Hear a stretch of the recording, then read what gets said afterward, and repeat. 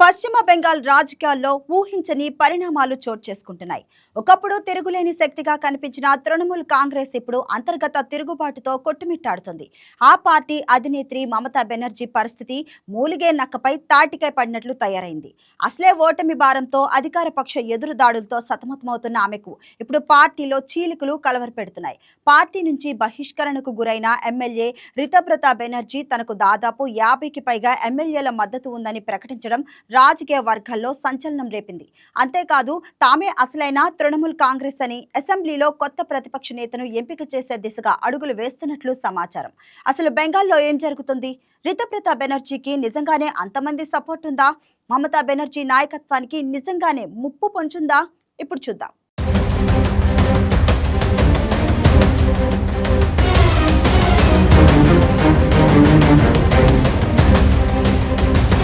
పశ్చిమ బెంగాల్ రాజకీయాలు ప్రస్తుతం అత్యంత ఉత్కంఠభరిత దశలో ఉన్నాయి. ఎన్నికల ఫలితాల తర్వాత ప్రతిపక్ష పాత్రలోకి వెళ్లిన తృణమూల్ కాంగ్రెస్ ఇప్పుడు బాహ్య రాజకీయ ప్రత్యర్థులతో కంటే అంతర్గత విభేదాలతోనే ఎక్కువగా వార్తల్లో నిలుస్తోంది.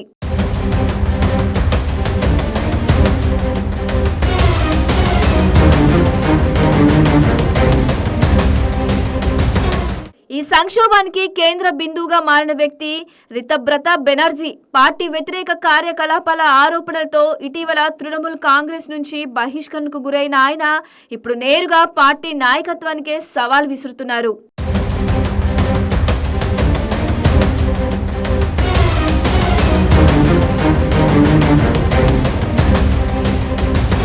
తాజాగా ఆయన పశ్చిమ బెంగాల్ అసెంబ్లీకి చేరుకొని తనకు భారీ సంఖ్యలో ఎమ్మెల్యేల మద్దతు ఉందని ప్రకటించారు. తనకు 50 మందికి పైగా ఎమ్మెల్యేల మద్దతు ఉందని చెబుతున్నారు. దాదాపు 59 మంది ఎమ్మెల్యేల సంతకాలతో స్పీకర్కు లేఖ అందించినట్లు సమాచారం.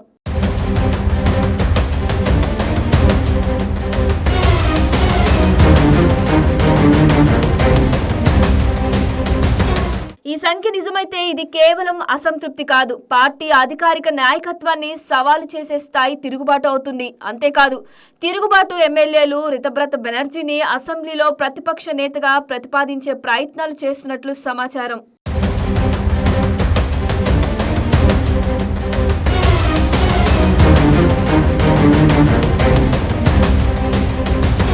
ఈ సంక్షోభానికి మూలం ఫేక్ సిగ్నేచర్ వివాదం. అసెంబ్లీలో ప్రతిపక్ష నేతగా శోభన్ దేబో చటోపాధ్యాయ నియామకానికి సంబంధించిన పత్రాల్లో తమ సంతకాలను ఫోర్జరీ చేశారని రితబ్రత బెనర్జీ, సందీపన్ సాహో ఆరోపించారు.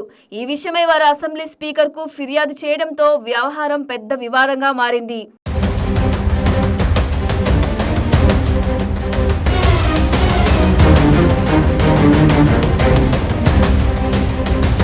పార్టీ నాయకత్వం మాత్రం ఈ చర్యలను తీవ్రంగా పరిగణించింది. పార్టీ వ్యతిరేక కార్యకలాపాలకు పాల్పడ్డారంటూ రితబ్రత బెనర్జీ, సందీపన్ సాహోలను తక్షణమే పార్టీ నుంచి బహిష్కరించింది. అయితే అక్కడితో కథ ముగిసిపోలేదు.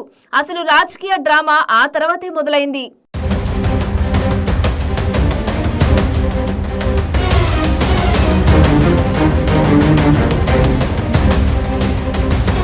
ఇటీవల మమతా బెనర్జీ అధ్యక్షతన జరిగిన కీలక సమావేశానికి పలువురు ఎమ్మెల్యేలు గైర్హాజరయ్యారు. అదే సమయంలో అసంతృప్త ఎమ్మెల్యేలు వేరుగా సమావేశమయ్యారనే వార్తలు బయటకు వచ్చాయి. దీంతో పార్టీలో అంతర్గత అసమ్మతి తీవ్ర స్థాయికి చేరుకుందని స్పష్టమవుతుంది.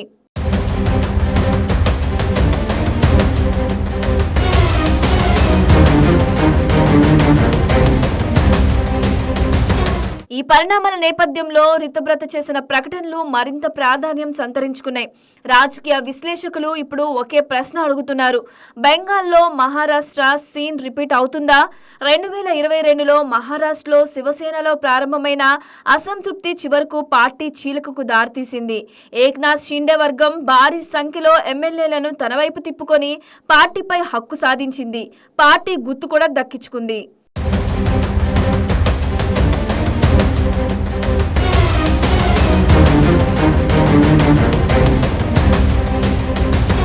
ప్రస్తుతం బెంగాల్లో జరుగుతున్న పరిణామాలు కూడా అదే తరహాలో కనిపిస్తున్నాయని కొందరు విశ్లేషకులు చెబుతున్నారు.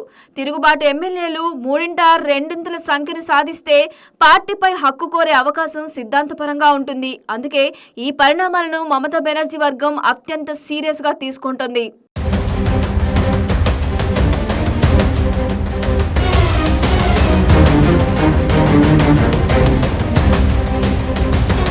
అయితే ఆసక్తికర విషయం ఏమిటంటే రితబ్రత బెనర్జీ పూర్తిగా మమతాకు వ్యతిరేకంగా మాట్లాడడం లేదు. కొన్ని నివేదికల ప్రకారం మమతా బెనర్జీ ఇప్పటికీ తన నాయకురాలైన ఆయన వ్యాఖ్యానించినట్లు తెలుస్తుంది. దీంతో ఇది మమతాకి వ్యతిరేక ఉద్యమమా లేక పార్టీ అంతర్గత అధికార సమీకరణల కోసం జరుగుతున్న పోరాటమా అనే ప్రశ్నలు తలెత్తుతున్నాయి.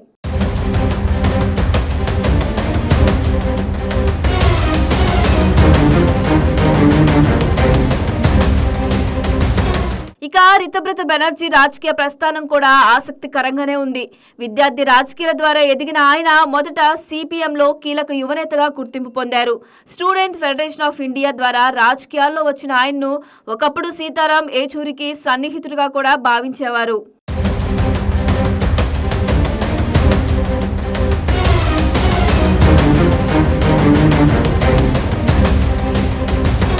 ముప్పై 34 వయసులోనే రాజ్యసభకు వెళ్లిన ఆయన తర్వాత సిపిఎంతో విభేదించి పార్టీ నుంచి బహిష్కరణకు గురయ్యారు. అనంతరం తృణమూల్ కాంగ్రెస్ లో చేరి మళ్లీ రాజకీయంగా ఎదిగారు. కానీ ఇప్పుడు మరోసారి పార్టీతో ఘర్షణకు దిగటం విశేషం.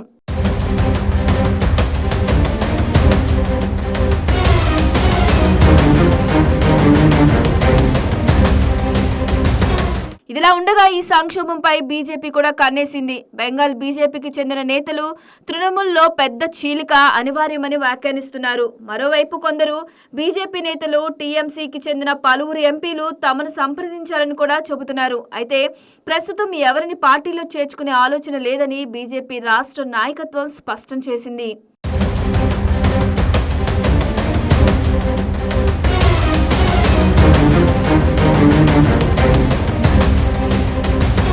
ఇదే సమయంలో మమతా బెనర్జీ మాత్రం ఈ పరిణామాల వెనుక బీజేపీ కుట్ర ఉందని ఆరోపిస్తున్నారు.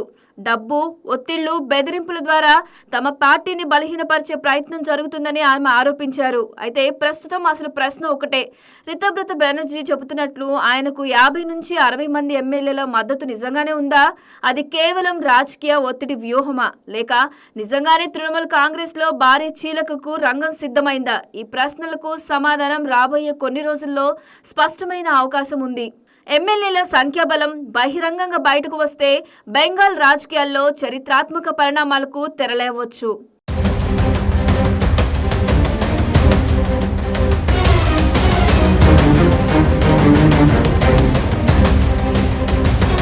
మొత్తానికి పశ్చిమ బెంగాల్ రాజకీయాలు ఇప్పుడు రసవత్రంగా మారాయి. రితబ్రత బెనర్జీ ప్రకటిస్తున్న సంఖ్యలు నిజమైతే అది కేవలం ఒక నాయకుడి తిరుగుబాటు కాదు, తృణమూల్ కాంగ్రెస్ భవిష్యత్తునే ప్రభావితం చేసే రాజకీయ భూకంపంగా మారొచ్చు. మరోవైపు మమతా బెనర్జీ ఇప్పటికీ బెంగాల్ రాజకీయాల్లో అత్యంత ప్రభావవంతమైన నాయకురాలిగా కొనసాగుతున్నారు. అందుకే ఈ సంక్షోభం పార్టీ చీలికగా మారుతుందా లేక నాయకత్వం తిరిగి పరిస్థితిని అదుపులోకి తెస్తుందా అన్నది ఆసక్తికరంగా మారింది.